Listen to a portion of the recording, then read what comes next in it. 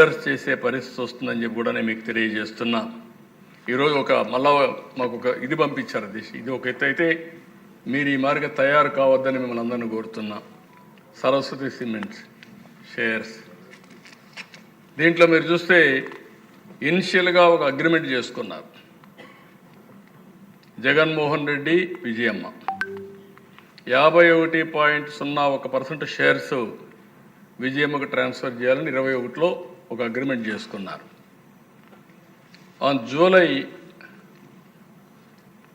జూలైలో 6th 2024 విజయమ్మ ఆ shares అని ట్రాన్స్ఫర్ అయినాయి. ఆ షేర్స్ని కూతురికి ఇచ్చింది. దానిపైన ఎక్స్సీఎం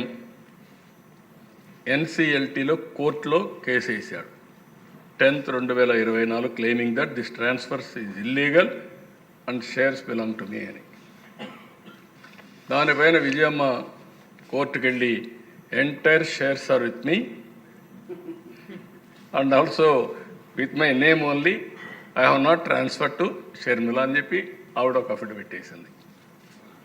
ఇది ఉమెన్ ఎంపవర్మెంట్ కాదు, ఆడబిడ్డలకు ద్రోహం చేయడమే. మీరు ఎవరన్నా కానీ ఇలాంటి పనులు చేస్తే ఇక్కడ ఉండే మెంబర్లు కూడా హెరాస్మెంట్, ఆడబిడ్డల్ని హెరాస్ చేయడం. This is a case study.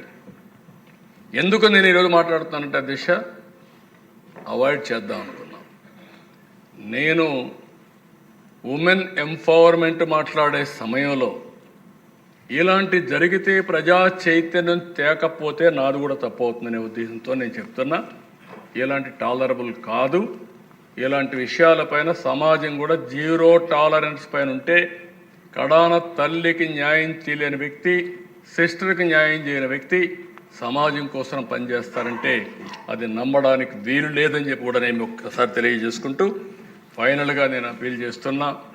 మర్చిపోవద్దండి, 1 లక్ష ఆంటర్ప్రెన్యూర్స్, కాన్స్టిట్యున్సీకి 1000 మందిని ప్రమోట్ చేయడమే కాదు, వాళ్ళు బాగా చేస్తే అభినందించండి.